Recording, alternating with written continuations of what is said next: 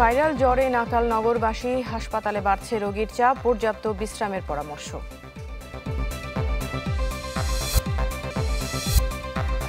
17 বছর পর রংপুরে আজ জামায়াতের জনসভা, 2 লাখ মানুষের উপস্থিতির আশা।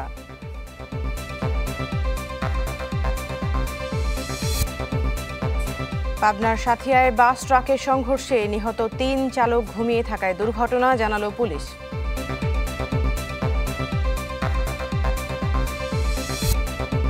রাজধানীতে ভাইরাল জ্বরে নাকাল নগরবাসী, হাসপাতালগুলোতে বাড়ছে রোগীর চাপ। পরিবারে একজন আক্রান্ত হলে কয়েকদিনের মধ্যেই আক্রান্ত হচ্ছেন বাকিরাও। বিশেষজ্ঞ চিকিৎসকরা বলছেন, এই ভাইরাল জ্বর সাধারণত 3 থেকে 5 দিনের মধ্যেই সেরে যায়, তবে শিশু ও বয়স্কদের ক্ষেত্রে বাড়তি সতর্কতা জরুরি। আর দীর্ঘস্থায়ী জ্বর হলে অবশ্যই চিকিৎসকের পরামর্শ নিতে হবে। জিনিয়া কবি সূচনার রিপোর্ট, ক্যামেরায় ছিলেন সুকান্ত সরকার। বৈশাখের শুরুতে তাপপ্রবাহ বাড়লেও মাস ব্যবধানে ঝড় বৃষ্টিতে তাপমাত্রায় বিরাজ করছে শিথিলতা। তা স্বাভাবিক হলেও হঠাৎ করেই আবার বেড়ে যাচ্ছে তাপমাত্রা।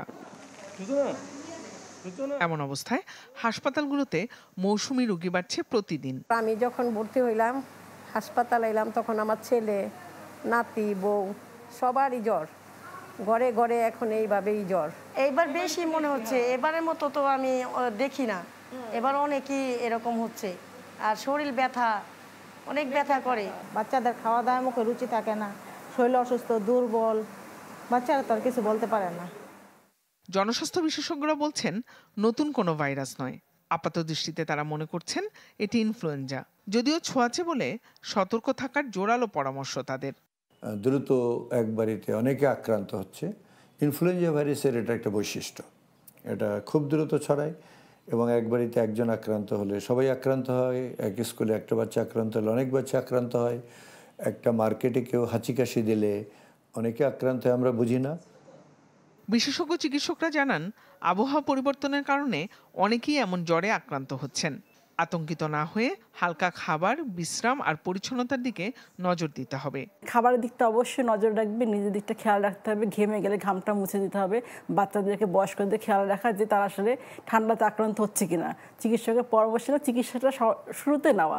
দেরি করে চিকিৎসাটা নিলে কিন্তু পেশেন্টটা হয়তো বা যে কোনো কারণে হয়তো মারা যেতে পারে, জটিলতা আকার ধারণ করে। এই জন্য অবহেলা করা ঠিক না কোনো রোগকেই।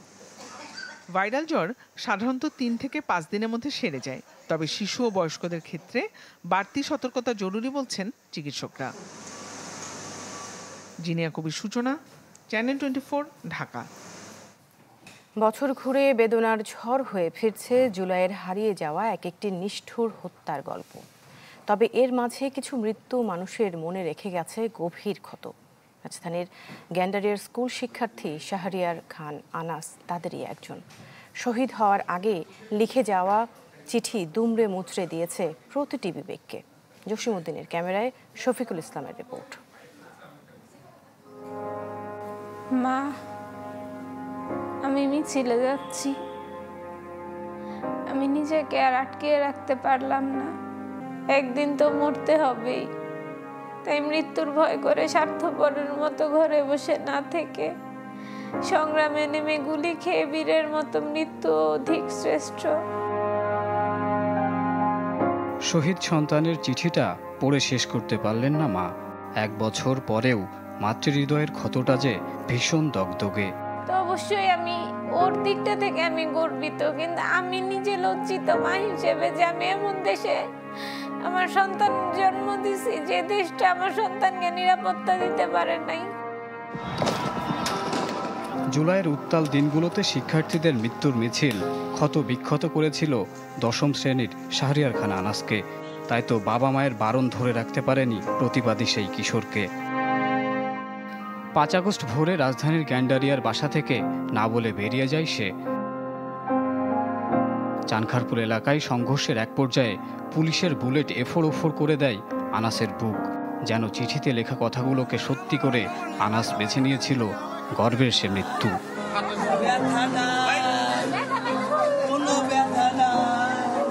আমি কাপুরুষের মতো আমি ওরে আমার পরিবারের সেভ করার জন্য ঘরের ছিলাম, কিন্তু আমি প্রতিদিন মাপ চাই ওর কাছে। আমি অপরাধী ওর কাছে, আমি ওর আন্দোলনে নিয়ে যেতে পারি নাই। এই খুনি হাসিনার ভয়ে যদি এই খুনি হাসিনার পতন না হয় তখন তো ঘর থেকে নিয়ে নিয়ে আমাদেরকে মারবে, গুম করবে। শুধু এই ভয় আমি পারি নাই। মিটফোর্ড হাসপাতালে নানা রহস্যের পর নিথর দেহের আনাস ফিরে আসে চেনা আঙিনায়। সুকান্ত ভট্টাচার্যের 18 বছর বয়স কবিতার 18 না ছুলেও এ বয়সেও প্রাণ দেয়া নেয়ার ঝুলিটা থাকে না শূন্য, সপে আত্মাকে শপথের কোলাহলে।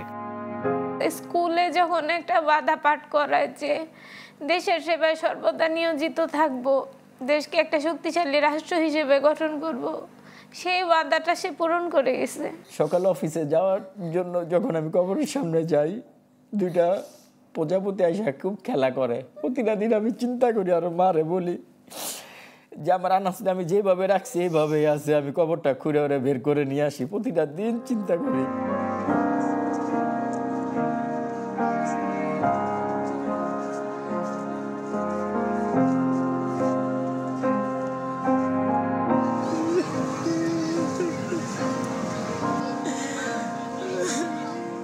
হাসিনার ফাঁসি হইব, তুমি ইনশাল্লাহ তুমি আল্লাহরে কও, তোমরা ধরে কাছে আছে আল্লাহরে কও ফাঁসির ব্যবস্থা করে দিতে। হুট করে এক ভোরে আন্দোলনে বেরিয়ে যায়নি আনাস। জুলাইয়ের শুরু থেকে কোটা আন্দোলন ঘিরে দেশে ঘটে যাওয়া নানা ঘটনা নিয়ে নিজের মতামত লিখত খাতায়। এই শিক্ষার্থীদের ওপর নির্বিচারে গুলি চালায়, হামলা চালানো হয় হেলিকপ্টার থেকেও তাদের ওপরে। রোগীদের চিকিৎসা দিতে ডাক্তার হিমশিম খাচ্ছে, অনেকেই চিরকালের জন্য পঙ্গুত্ব হয়ে গিয়েছে।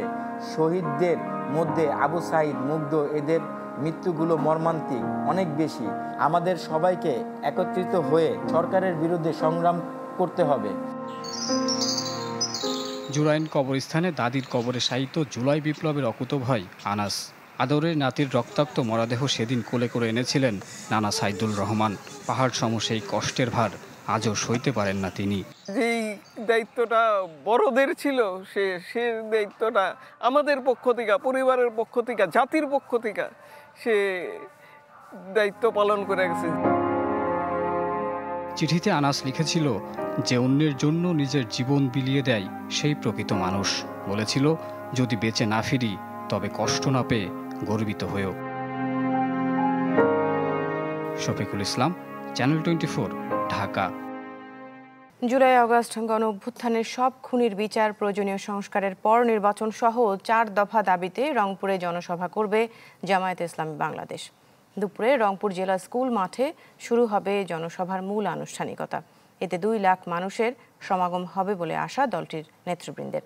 এতে প্রধান অতিথি থাকবেন জামায়াতে ইসলামের আমির ডাক্তার শফিকুর রহমান। 17 বছর পর এই জনসভা হওয়ায় উচ্ছ্বসিত নেতাকর্মীরা দূর দূরান্ত থেকে জনসভায় আসতে শুরু করেছেন বিভিন্ন শ্রেণী পেশার মানুষ।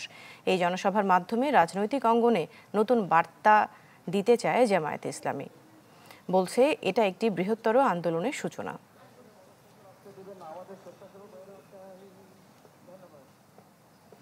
জুলাই আগস্ট গণঅভ্যুত্থানের সব খুনির বিচার সহ 4 দফা দাবিতে রংপুর জেলা স্কুল মাঠে জনসভার আয়োজন করা হয়েছে। ইতিমধ্যেই আপনারা জেনেছেন। এই মুহূর্তে সবশেষ আপডেট জানাতে আমাদের সাথে যুক্ত হচ্ছেন ফখরুল শাহিন। শাহিন, নেতাকর্মীরা কি আসতে শুরু করেছে কিনা? জুমার সময় হয়ে গেছে, তো ভিড় বেশ ভালোই দেখা যাচ্ছে। সব মিলিয়ে পরিস্থিতিটা জানতে চাই। দৃষ্টি ঠিকই বলেছেন, আসলে জুমার সময় হয়েছে এবং সেজন্যই জামাতের নেতাকর্মীরা এই জেলা স্কুল মাঠে সমাবেশ স্থলে তারা কিন্তু জমায়েত হয়েছেন জুমার নামাজ আদায় করার জন্য। এবং এই জামাতের নেতাকর্মীদের পক্ষ থেকেই এখানে জনসভায় যিনি সভাপতিত্ব করবেন এটিএম আজম খান, তিনি কিন্তু খুতবার যে বয়ান সেটি দিচ্ছেন। আমরা দেখতে পাচ্ছি একটি বিরল একটি দৃশ্য যে আসলে রাজনৈতিক যে জনসভাগুলো হয় সেই জনসভাগুলোতে এরকম দৃশ্য খুব কমে দেখা যায়। আমরা এই প্রথম লক্ষ্য করলাম জামাতে ইসলামের জনসভায় তারা জুমার নামাজ আদায় করার জন্য পুরো মাঠ জুড়ে নেতাকর্মীরা কিন্তু প্রস্তুতি নিয়েছেন। এবং আপনাকে জানিয়ে দেই সেটি হচ্ছে যে সকাল থেকেই এই সমাবেশের লোকজন অর্থাৎ জামাতের নেতাকর্মীরা কিন্তু খণ্ড খণ্ড মিছিল নিয়ে তারা কিন্তু আসতে শুরু করেছেন। ইতিমধ্যে জেলা স্কুল মাঠের অর্ধেকটা কিন্তু পরিপূর্ণ হয়ে গেছে এবং তাদের যে লক্ষ্য সেটি হচ্ছে 2 লক্ষ জামাতের নেতাকর্মীরা এখানে উপস্থিত হবেন। সেই লক্ষ্যেই কিন্তু নেতাকর্মীরা আসতেন। এবং আমরা দেখেছি যে এই জনসভাকে কেন্দ্র করে আগে থেকেই সমাবেশ, বৈঠক এবং চলেছে, প্রস্তুতি সভা চলেছে এবং মাইকিং হয়েছে। এবং আজকের যে জনসভা সেটি কিন্তু 17 বছর পরে রংপুরে তারা জনসভা জামাত এত বড় আয়োজনে জনসভা করছেন এবং এখানে সভাপতিত্ব করবেন রংপুর মহানগর জামাতের যে আমির এটিএম আজম খান, তিনি সভাপতিত্ব করবেন এবং এখানে প্রধান অতিথি থাকবেন ডক্টর শফিকুর রহমান জামাতের আমির এবং এছাড়াও এটিএম আজাহারুল ইসলাম, তিনি এখানে প্রধান বক্তা হিসাবে বক্তব্য দেবেন।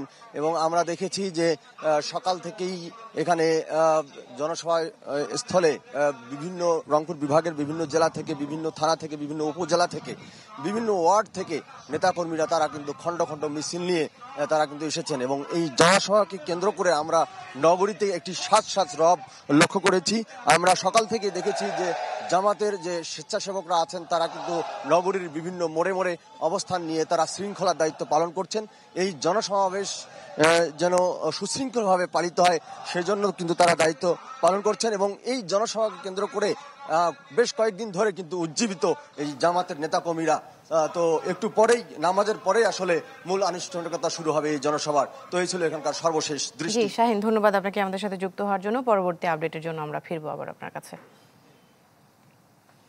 চলমান মব জাস্টিস পরিস্থিতিতে নির্বাচন কেন, এমন প্রশ্ন তুলেছেন জামায়াত ইসলামের আমির ডাক্তার শফিকুর রহমান।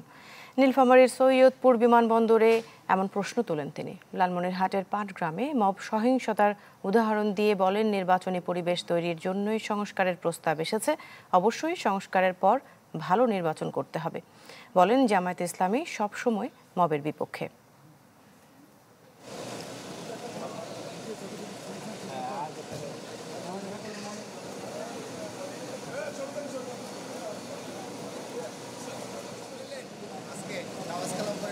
এখন দেশের এই পরিস্থিতি বিরাজ করছে, এমন পরিস্থিতিতে নির্বাচন কিসের, কি নির্বাচন হবে? এই জন্য আগে নির্বাচনের পরিবেশ অবশ্যই তৈরি করতে হবে। এই পরিবেশ তৈরির জন্যই সংস্কারের প্রশ্নগুলো এসেছে। আমরা আশা করি যদি বেসিক বিষয়ে, মৌলিক বিষয়গুলোতে কার্যকর সংস্কার হয় তাহলে আলহামদুলিল্লাহ একটা ভালো নির্বাচন হবে এবং যদির কোনো সুযোগ নেই, সংস্কার করতে হবে, ভালো নির্বাচনও করতে হবে ইনশাল্লাহ। পদযাত্রার অংশ হিসেবে আজ ঠাকুরগাঁও যাবে এনসিপি। এই নিয়ে আরো খবর জানাতে আমাদের সাথে যুক্ত হচ্ছেন ফাতেমা তুসোগরা। ফাতেমা, এনসিপির সদস্যদের ঠাকুরগাঁও যাওয়ার কথা, এই মুহূর্তে সর্বশেষ আপডেট আপনার কাছ থেকে জানতে চাই। হ্যাঁ দৃষ্টি, ইতিমধ্যে ঠাকুরগাঁয়ে কিন্তু এনসিপি সদস্যরা পৌঁছে গিয়েছে। এখানে তাসনিম যারা, নাহিদ ইসলাম এবং সার্জিস আলম তারা সকলেই কিন্তু ঠাকুরগাঁও বাস স্ট্যান্ড এলাকায় এসে পৌঁছেছেন এবং সেখান থেকে আজ যেহেতু শুক্রবার জুম্মার নামাজের দিন, তারা ঠাকুরগাঁও মডেল মসজিদে কিন্তু তারা নামাজ আদায় করার জন্য ভেতরে ঢুকেছেন। আমি যদি আপনাদেরকে একটু দেখাই যে এখন আছি আমি ঠাকুরগাঁও মডেল মসজিদে, এরপর তারা সমাবেশে যুক্ত হবে। তো ইতিমধ্যেই দৃষ্টি তারা কিন্তু ঠাকুরগাঁয়ের বাস স্ট্যান্ড এলাকায় নাহিদ ইসলাম কিছু ব্রিফ করেছে। তিনি যেটা বলেছেন যে তারা যদি ক্ষমতায় আসে তো তারা কৃষকদের জন্য কাজ করবে। ঠাকুরগাঁও অত্যন্ত প্রত্যন্ত এলাকা, এখানে এটা কৃষি নির্ভর জেলা, যে কারণে এখানকার কৃষকরা যেন ন্যায্য মূল্য পায় সেটার জন্য তারা কাজ করবেন। এবং ঠাকুরগাঁও যেহেতু সীমান্তবর্তী এলাকা, এই সীমান্তে পুশিনের ঘটনা ঘটে, সীমান্ত হত্যার ঘটনা ঘটে, এই ঘটনাগুলো যেন আর না হয় সেই চেষ্টা তারা করবে এবং পুশিন বন্ধের তারা কিন্তু সচেষ্ট থাকবেন, এমনটি এই প্রতিশ্রুতি তারা জনগণকে দিয়েছেন। এবং তারা বারবারই একটা কথা বলেছেন যে নতুন নেতৃত্বের পথে তারা আসুক, জনগণ যেন নতুন নেতৃত্ব বেছে নেয় এবং তারা জুলাই যে ঘোষণাপত্র সেটি বাস্তবায়নের দাবিও তারা করেছেন। দৃষ্টি। জি ফাতেমা, ধন্যবাদ আপনাকে আমাদের সাথে যুক্ত হওয়ার জন্য। আপনি যোগ দিয়েছিলেন ঠাকুরগাঁও থেকে। পাবনার সাথিয়ায় বাস ট্রাকের সংঘর্ষে প্রাণ গেছে 3 জনের, আহত হয়েছেন আরও অন্তত 10 জন। পুলিশ জানায়, নারায়ণগঞ্জ থেকে পাবনা যাচ্ছিল পাবনা এক্সপ্রেসের একটি বাস। ভোরে পূর্ব বনগ্রাম এলাকায় পৌঁছালে বিপরীত দিক থেকে আসা পাথর বোঝাই ট্রাকের সাথে সংঘর্ষ হয়। এতে ঘটনাস্থলেই প্রাণ যায় 3 জনের। খবর পেয়ে ঘটনাস্থলে গিয়ে মরদেহ উদ্ধার করেছে পুলিশ। আহতদের পাঠানো হয়েছে স্থানীয় হাসপাতালে। বাস চালক ঘুমিয়ে পড়ায় এই দুর্ঘটনা ঘটেছে বলে জানিয়েছে পুলিশ। এদিকে গোপালগঞ্জে বাসের ধাক্কায় ট্রাকের হেলপারের মৃত্যু হয়েছে।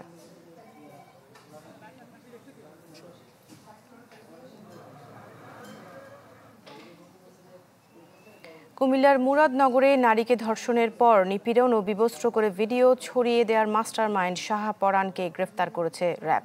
র্যাব 11-র CEO lieutenant colonel HM Sajjad জানান, পূর্ব শত্রুতার কারণে শাহপরান ফজর আলীর ওপর প্রতিশোধ নিতে পরিকল্পিতভাবে এই ঘটনা ঘটান। জানান, শাহপরানের নির্দেশনায় অন্যান্য আসামিদের সহায়তায় ভুক্তভোগী ও ফজর আলীকে নির্যাতন, অশ্লীলতাহানি ও অশ্লীল ভিডিও চিত্র ধারণ করে সামাজিক যোগাযোগ মাধ্যমে ছড়িয়ে দেওয়া হয়। ঘটনার 2 মাস আগে তাদের 2 ভাইয়ের মধ্যে বিরোধের জের ধরে কথা কাটাকাটি ও হাতাহাতির ঘটনা ঘটে উল্লেখ করে র্যাবের এই কর্মকর্তা বলেন, গ্রাম্য সালিশে বড় ভাই ফজর আলী তার ছোট ভাই শাহপরানকে চড়-থাপ্পড় মারে। পরে শাহপরান তার বড় ভাইয়ের ওপর প্রতিশোধ নেয়ার জন্য সুযোগের সন্ধানে থাকে। মূলত 2 ভাইয়ের দ্বন্দ্বকে কেন্দ্র করেই এই ঘটনাটা ঘটানো হয়েছে এবং এই মহিলাকে এই 2 ভাই দীর্ঘদিন যাবৎ উত্ত্যক্ত করে আসছে। ধর্ষক সহকারে 4 জন উত্ত্যক্তকারী, 4 জন মবের সদস্য এবং যে প্রধান পরিকল্পনাকারী গতকাল আমরা তাকে অ্যারেস্ট করেছি। ভোলার তজুমুদ্দিনের স্বামীকে আটকে রেখে গৃহবধূকে ধর্ষণের ঘটনায় প্রধান 2 আসামি সহ 4 জনকে গ্রেফতার করেছে পুলিশ। অভিযুক্তদের দল থেকে বহিষ্কার করেছে বিএনপি ও এর অঙ্গ সংগঠন। জেলার পুলিশ সুপার কার্যালয়ে সংবাদ সম্মেলনে জানানো হয়, জিজ্ঞাসাবাদের জন্য ডিবি কার্যালয়ে নেওয়া হয়েছে ছাত্রদল নেতা রাসেলকে। পুলিশ জানায়, এজাহারে রাসেলের পিতার নাম উল্লেখ না থাকায় আটককৃত রাসেলই অভিযুক্ত রাসেল কিনা তা খতিয়ে দেখা হচ্ছে। এদিকে রাসেলের পরিবারের অভিযোগ, ষড়যন্ত্রমূলকভাবে এই মামলায় তাকে ফাঁসানো হয়েছে।